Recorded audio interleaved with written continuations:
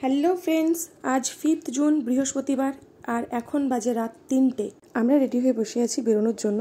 প্রথম দুদিন আমরা টিকিট পাইনি এবং অবশেষে আমরা তৎকাল টিকিট পেয়েছি, তাও কিনা সেকেন্ড ক্লাস এসি, তাছাড়া কোনো টিকিট নেই। তো আমরা টিকিট কেটে নিয়েছি এবং 5 তারিখ ভোরবেলা আমরা বেরোচ্ছি। তার কারণ হচ্ছে আমাদের টিকিট কনফার্ম হয়েছে চেন্নাই থেকে এবং আমরা এখান থেকে বেরোবো মোটামুটি 3:30। তার জন্য আমরা সারা রাত ঘুমাইনি এক্সাইটমেন্টের জন্য। তো অবশেষে আমরা 4টের সময় একটা ট্রেন আছে যেটা কিনা এই কাটপাটি জাংশন থেকে চেন্নাই যাবে, যেটা আমরা 6:30 পৌনে 7টার মধ্যে পৌঁছাবো।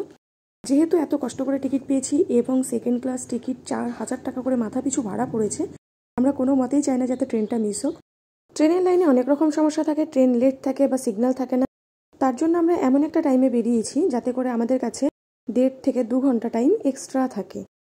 আমাদের কপাল অনেক ভালো ছিল, ট্রেন একটুও লেট ছিল না, বরং টাইমের আগেই পৌঁছে গেছি। প্রথমবার যখন ভেলোর এসেছিলাম তখনও বাড়ি ফেরার সময় চেন্নাই থেকেই ট্রেন কনফার্ম হয়েছিল, কিন্তু তখন রাত 11টার সময় ট্রেন ছিল বলে শুধু চেন্নাইতে এসছি, ট্রেন ধরেছি এবং চলে গেছি, অত কিছু দেখা হয়নি। এই প্রথমবার আমি সকাল সকাল আসলাম, চেন্নাইটা দেখা হলো, চেন্নাই স্টেশনটা দেখতে পেলাম ভালোভাবে, খুব ভালো লাগলো। এবং 8টার সময় আমাদের ট্রেন ছিল, যথারীতি 8টার সময় চেন্নাই থেকে ছেড়ে দিল। আমাদের সাঁতরাগাছি পৌঁছানোর টাইম কাল সকাল 11টায়। এইবার যদি মাঝখানে কোনো কিছুর জন্য লেট ঠেট করে তাহলে হয়তো একটু দেরিও হতে পারে, তবে আশা করছি কাল বিকেলের মধ্যে আমরা বাড়ি পৌঁছে যাব। এবং পরশুদিন ঈদ।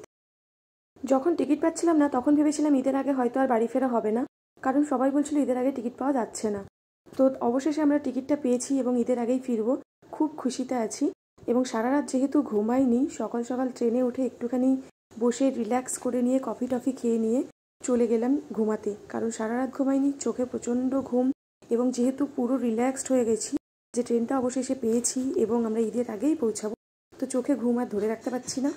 তো ঘুম থেকে উঠতে উঠতে প্রায় 12টা বেজে গেছে। উঠে দেখি দেখো পুরো শ্মশান মনে হচ্ছে, যে যার মতো পর্দা দিয়ে বসে আছে, কোনো কিছু ট্রেনে একটু নয়েজ পর্যন্ত নেই, যার জন্য পুরো মনে হচ্ছে যেন আমরা একাই আছি। আর আমরা এর আগে কখনো সেকেন্ড ক্লাস এসিতে যাইনি, তো সবাই সবার সাথে কথা বলি, আশেপাশে একটু যারা থাকে তাদের সাথে চেনা পরিচিতি হয়, কিন্তু এইবার এমন হয়েছে যে যার মতো পর্দা দিয়ে রাখছে। তো আমি আর আমার মাই সময় কাটাতে আসলাম। তো লাঞ্চের টাইম হয়ে গেছে, আমরা লাঞ্চ করলাম। এবং ট্রেনের খাবার আমার খুব বেশি ভালো লাগে না, কিন্তু যেহেতু আমি ভাত ছাড়া থাকতে পারি না, তার জন্য আমি ভাতই অর্ডার করি এবং সেটা অবশ্যই সবজি ভাত।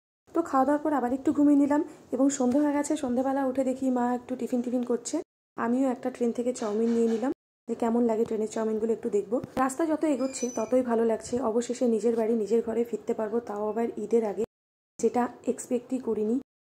সন্ধে তো প্রায় হয়েই এলো এবং আমরা কিছু দূর যাওয়ার পরেই দেখলাম প্রচণ্ড মেঘ করেছে, মেঘে একদম অন্ধকার লাগছে।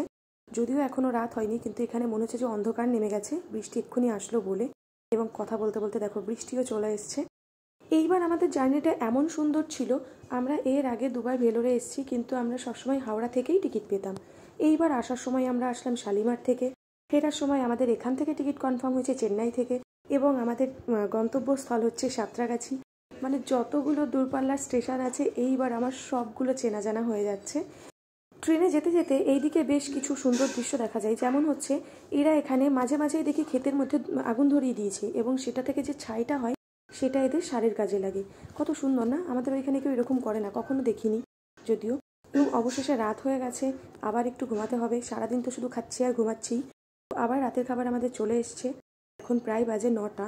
তো আমরা আবার খেয়ে দিয়ে একটু ঘুমাবো, যেহেতু আশেপাশের লোকজনের সাথে খুব একটা কথা হচ্ছে না, তো আমরা শুধু খাচ্ছি ঘুমাচ্ছি এইসবই করছি।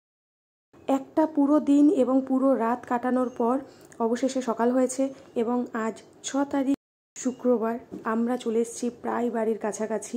এখনও দেখো আমরা উঠে পড়েছি, কিন্তু এখন অবধি কেউ ওঠেনি। তো আমরা উঠে একটু কফি টফি খেয়ে নিলাম, নিয়ে আমরা তো বাড়ির দিকে যত এগোচ্ছি তত এক্সাইটমেন্ট হচ্ছে যে কখন পৌঁছাবো এবং খুব টেনশানও হচ্ছে। অবশেষে মনে হচ্ছে যেন আর রাস্তা কাটছে না, আর 2-3টে স্টেশন আছে তাও মনে হচ্ছে কাটছে না। তো তারপরে আমরা একটু ডিম টোস্ট নিয়ে নিলাম, একটু সিঙ্গাড়া নিয়ে নিলাম ট্রেনের, নিয়ে আমরা খাওয়া দাওয়া করে নিলাম, যে ব্রেকফাস্টটা করেই নিই, কারণ পৌঁছাতে তো লেট হবেই বোঝা যাচ্ছে।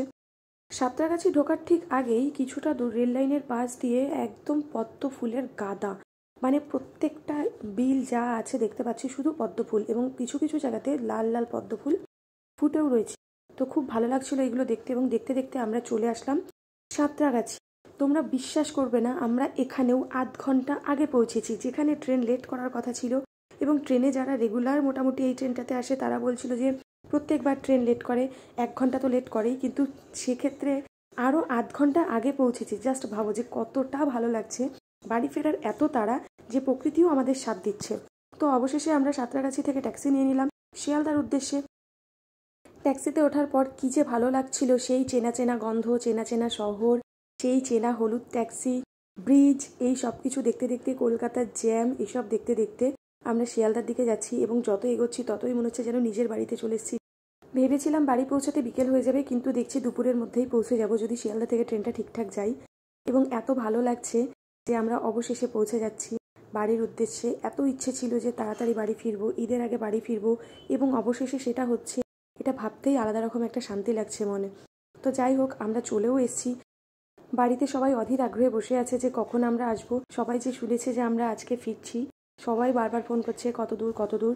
এবং এত ভালো লাগছে যে নিজের সেই চেনা এলাকা, নিজের সেই চেনা বাড়ি, সব কিছু, মানে রাস্তাঘাট, প্রত্যেকটা জিনিস এখানে আমার চেনা, আমার সব কিছু মনে হচ্ছে যেন সবই আমার।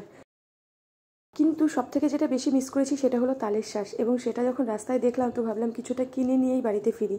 কারণ ভেলোরে সেইভাবে তালের শ্বাস দেখিনি, যাও বা দেখেছি প্যাকেট করে রাখা আছে, তো কিনতে ইচ্ছা করেনি। এবং আমি বাড়ির গলিতে চলে এসেছি এবং আমার ছোট ভাইও চলে এসছে। ও তো আমাদের জন্য ওয়েট করছিল, যখন বাড়িতে ছিলাম না তখনও প্রতিদিন একবার করে এসে দেখে যেত আমরা ফিরেছি নাকি। ওকেও আমরা সাথে নিয়ে চলে আসলাম এবং ভাই বোন সবাই এসছে, সবাই আমাদেরকে বাড়িতে দিতে এসছে। এবং আমার যে পোষ্যটা আছে সেও একবার আমার সাথে দেখা করে আবার ওদিকে চলে গেল, যেহেতু এতদিন দেখেনি, তো ও চলে গেল। এবার আমি চলে আসলাম ছাদে, আমার ছাদ বাগানটার কী অবস্থা সেটা দেখার জন্য। এবং গাইস, এখানে এসে আমার সব থেকে বেশি মন ভেঙেছে, তার কারণ আমার ছাদ বাগানে মনে হচ্ছে আমি ঘাস চাষ করে রেখে গিয়েছিলাম, এবং ফুলের গাছ, সবজির গাছ যা ছিল প্রায় মরে গেছে, অনেকগুলো মরে গেছে, কিছু কিছু বেঁচে আছে। বাদাম গাছটাও মরে গেছে প্রায়, বাদামটা ভালো আছে নাকি জানি না। যাই হোক, এখানেই শেষ হলো আমার ভেলোরের জার্নি, এবং থ্যাংক ইউ ফর ওয়াচিং।